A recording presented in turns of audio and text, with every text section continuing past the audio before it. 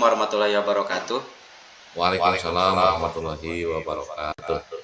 Selamat pagi Bapak. Ya, selamat pagi. Mohon maaf waktunya terganggu. Pada kesempatan ini mohon izin Bapak Kepala Sekolah. Saya Andi Permana SPD, salah satu calon guru penggerak angkatan 8 dari Sekolah SMA Cemas. Pada kesempatan ini izinkan saya akan mewawancarai Bapak sebagai kepala sekolah di SMA. Bapak, mohon izin ada beberapa pertanyaan yang akan diajukan nanti. Bagaimana Bapak, siap? Siap. Terima kasih Pak. Kira-kira Bapak sebelum ada pertanyaan, kasus apa yang mungkin Bapak muncul ataupun ada di sekolah kita Pak? Mengenai kedisiplinan GTK ya. Oh iya, oke. Ya, mengenai Mohon kedisiplinan. izin Bapak, ada beberapa pertanyaan sebagai panduan dalam wawancara ini. Mohon kiranya nanti Bapak bisa menjawab dengan realistis yang ada di lingkungan sekolahnya Pak. Oke. Yang pertama Bapak, selama ini bagaimana Bapak dapat mengidentifikasi kasus-kasus yang merupakan dilema etika atau bujukan moral Pak? Ya. Yang pertama tentu saja ini mengenai ada sebuah konsensus ya mengenai objektivitas gitu ya. Kebenaran itu kan selalu objektif ya. Betul Pak. Nah itu acuannya. Jadi kalau misalnya dilema etika itu berhadapan dengan kasus atau permasalahan yang sama-sama mempunyai nilai kebenaran atau nilai kebajikan. Jadi kita tinggal memilah yang mana nih yang lebih tepat, katakanlah seperti itu gitu ya. Kemudian yang kedua, kalau yang berhubungan dengan bujukan moral, Iya Pak. tadi itu ya, jadi yang namanya kebenaran itu kan objektif ya, tidak subjektif. Jadi kita harus mengambil keputusan itu membedakan mana yang benar mana yang salah. Oke. Caranya ya. Oke Bapak. Konsensus Jadi dulu. iya siap. Berarti dari pertanyaan yang saya ajukan ini Bapak betul-betul mengidentifikasinya itu harus benar Iya. kebenarannya Pak ya. Betul. Oke. Pertanyaan yang kedua Bapak, selama ini bagaimana Bapak menjalankan pengambilan keputusan di sekolah Bapak, terutama untuk kasus-kasus di mana ada dua kepentingan nih yang sama-sama benar atau sama-sama mengandung nilai kebajikan Pak? Ya. Nah ini kan hubungannya dengan permasalahan dilema etika ya. Iya. Ya, yang mana sama-sama punya nilai kebenaran atau kebajikan. Nah prinsipnya yang Bapak ambil dalam pengambilan keputusan yaitu menggunakan prinsip kolektif kolegial. Oh iya. Ya. Jadi memang Bapak yang mengambil keputusan, tapi tentu saja sebelum diambil keputusan ada pertimbangan dulu dari jajaran manajerial, yaitu Oke. dari para wakasek atau misalnya dari KURTU, ya. Jadi sehingga keputusan itu bersifat kolektif. Baru dan dengan adanya berbagai pertimbangan, insya Allah gitu kan ya. Kemungkinan keputusannya kurang tepat itu sangat kecil. Oke. Iya. Memperkecil kesalahan lah katakanlah seperti itu. Jadi intinya diambil dengan musyawarah mufakat ya Pak? Musyawarah mufakat, nah jelasnya seperti itu. Selanjutnya Pak, langkah-langkah atau prosedur seperti apakah yang bisa Bapak lakukan selama ini Pak? Langkah-langkah atau proseduralnya, yang pertama identifikasi dulu masalahnya. Yang kedua mengumpulkan data-data atau fakta-fakta ya. Dari puzzle-puzzlenya ini kita kumpulkan, kita rangkaikan story-nya seperti apa gitu. Nah baru setelah itu kita identifikasi ini arahnya ke bujukan moral atau ke dilema etika ya. ini dilema etika. Tadi baru saya mengundang dari tim budaya media atau yang kita kenal dengan TPMPS ya. Mm-mm. Kita musyawarahkan dulu kira-kira mana keputusan yang paling tepat.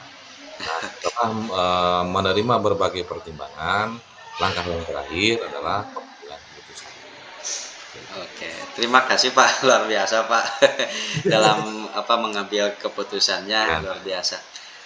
Pertanyaan berikutnya Pak, ya. hal apa saja yang selama ini Bapak anggap efektif dalam pengambilan keputusan pada kasus-kasus dilema etika Pak? Ya. Eh, ya, eh, hal yang efektif tentu saja ya tadi berhubungan dengan langkah-langkah dalam pengambilan keputusan dan prinsip dari pengambilan keputusan itu yaitu sangkutannya dengan prinsip kolektif kolegial ya Mm-mm. prinsipnya itu jadi dengan kolektif kolegial artinya kita menerima berbagai masukan menerima berbagai pertimbangan sehingga dalam pengambilan keputusan ini lebih efektif gitu ya atau dengan kata lain lebih tepat sasaran ya yang namanya berbagai pertimbangan kan terkadang ada hal-hal tertentu kita punya keterbatasan ya. Iya. Dengan saling mengisi satu sama lain insya Allah keputusannya lebih efektif. Jadi bisa keterkaitan tadi dengan pertanyaan tadi Pak bahwa ya yang Bapak Ya, lakukan itu dalam pengambilan keputusan yang betul. efektif itu adalah kolektif kolegial dalam bentuk Hmm, musyawarah Pak ya yang bisa saya ya. Oh, dapatkan dari informasi dari Bapak. Oke. sip. Selanjutnya Pak, hal-hal apa saja yang selama ini merupakan sebuah tantangan nih dalam pengambilan keputusan yang Bapak lakukan pada kasus-kasus dilema etika Pak? Hmm. Ya, tantangannya memang luar biasa ya. Pastinya. Apalagi dilema etika gitu ya. Kalau bujukan moral kan gampang ya, ini Betul. benar, ini salah, udah gitu ya. Kalau ini kan eh, apa dua-duanya benar atau dua-duanya punya nilai kebajikan gitu ya. Iya, Memang jadi yang sesuai dengan namanya dilematika memang jadi dilematis terkadang gitu ya. pastinya Terkadang Pak. dilematis gitu ya. Sehingga memerlukan keputusan yang kolektif. Nah, Hmm, tantangannya ya tadi yang namanya keputusan kolektif terkadang kan ada perbedaan ya. menyaringnya atau menyatukan berbagai pendapat itu ya. Nah, itu Pastinya, tantangannya.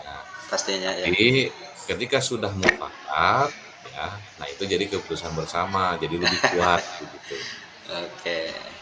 Jadi yang asal yang apa kalau kita mengambil keputusan secara kolektif keluarga itu berarti yang asalnya tidak setuju berarti lebih banyak setuju berarti kita masuk ambil yang setuju apa Pak ya seperti itu Pak. Gimana gimana maksudnya? Jadi maksudnya tantangan yang Bapak lakukan tadi itu apabila misalkan ada dari beberapa yang diajak musyawarah misalkan ada yang tidak setuju dua orang misalkan yang empat Ya, setuju berarti yang dua orang itu mau tidak mau masuk ataupun ikut ke yang setuju Pak ya. bukan harus mengikuti yang setuju ya. Oh gitu. Yang harus diikuti itu adalah keputusan pimpinan. Oh iya. Siap Nah, Pak. jadi bukan harus ikut kepada yang setuju, tapi harus ikut pada keputusan, gitu ya. Oke, iya. Nah, itu jadi kalau sudah diputuskan kan suaranya harus ke sana semua. Betul. Selanjutnya Bapak apakah ada nih apakah ada memiliki sebuah tata cara ataupun jadwal Pak tertentu yang sudah Bapak Hmm. buat untuk menyelesaikan sebuah kasus dilema atau apakah langsung Bapak selesaikan di tempat itu kan ataupun memiliki sebuah jadwal untuk menyelesaikannya bentuk prosedurnya seperti apa dan apa yang Bapak jalankan selama ini Pak. Ya, yang pertama, jika itu permasalahannya memang tidak terlalu berat ya, Betul. di sisi lain juga misalnya dari segi time frame-nya ini memerlukan pengambilan yang cepat dan seketika, ya pasti diselesaikan di tempat di situ juga, ya. Betul. Tapi ketika keputusannya ini eh, lebih berat gitu ya, lebih berat, jelas itu memerlukan pertimbangan dari yang lain ya. Mm-mm. Misalnya contoh kasus ketika ada siswa yang melanggar, pelanggarannya berat gitu kan, Mm-mm. sampai kita diskusi dulu programnya seperti apa gitu kan. Di sisi lain kan ada yang suaranya, "Ya udah keluarkan, yang ini jangan," gitu kan. Gimana caranya? Kan itu pelik gitu ya, hubungannya dengan masyarakat gitu. Ya Mm-mm. tapi kalau kasusnya, ringan, siswa terlambat sekolah gitu yang seperti itu ya langsung aja di tempat gitu. Oke. Tapi kalau berat pelanggarannya, sampai kan kita memutuskan untuk membuat tim, apa namanya, pembinaan akhlakul karimah, ada program Iya. yang 40 hari itu, yang Mm-mm. Mm-mm. program berapa ya, 10 hari kan gitu ya. Nah itu kan memerlukan pertimbangan dari yang lain. Nah yang kedua, ini yang berat ini, apa namanya, kan kita ada agenda juga ya. Mm-mm. Yang pertama kan ada seperti ada rapat dinas bulanan, yang kita dengan berbagai, pertimbangan yang lain kan, apa namanya, tetap ada agenda, hanya kan ada disatukan berbagai acara ya, jadi acara gitu dan Siap. intinya tetap ada pertemuan yang sifatnya rutin gitu ya. Oke. Minimal lah. Jadi ada yang insidental Pak, ada yang rutin Pak ya. Termasuk Ya, mungkin ketika Bapak menyelesaikan tadi sesuai dengan kasus yang Bapak hadapi itu diantaranya ada kedisiplinan masalah kinerja di GTK SMA Pak ya. Berarti itu itu diselesaikannya di rapat dinas Pak ya. Bimbingannya itu, pembinaannya. iya, Nah, iya, ini udah disiplin gitu ya. ya, Cukup masih, tapi kalau misalnya hanya, hanya satu atau dua orang, ya ada kita langsung oh iya, insidental berarti. ya langsung nah, Hmm. tapi kalau misalnya kolektif dan masif, misalnya dulu banyak yang terlambat suara masif gitu ya. Iya. Nggak mungkin bapak dipanggil di gitu kan dalam pandangan idin Oke, dalam rapat dinas ya. Baik Bapak, selanjutnya ini pertanyaan yang selanjutnya, adakah seseorang atau faktor-faktor apa yang selama ini mempermudah ataupun membantu Bapak dalam mengambilkan keputusan dalam kasus-kasus dilema etika tadi Pak? nah kan bapak dibantu tadi ya namanya tim PPS atau kita tim sendiri ya. Iya. Nah, biasanya kan karena kita diskusi di dalam grup itu, ya, dalam grup ataupun misalnya beberapa di dalam ya, di grup kelas-kelas kita diskusi, ya, ada yang bantu juga yaitu tim PPS tadi, ya, atau secara teknis pakai dan auto.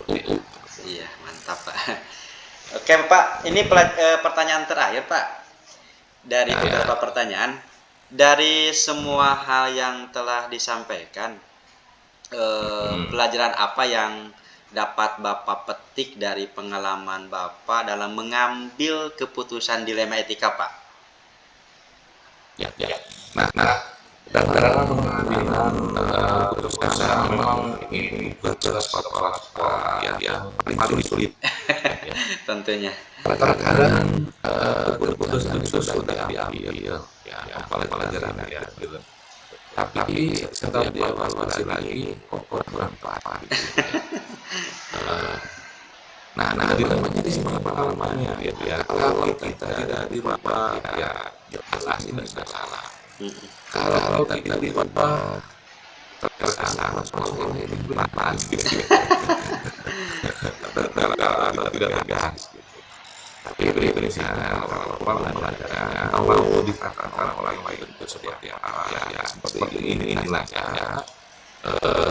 Dia masih banyak kurangnya dengan inti pengalaman ya.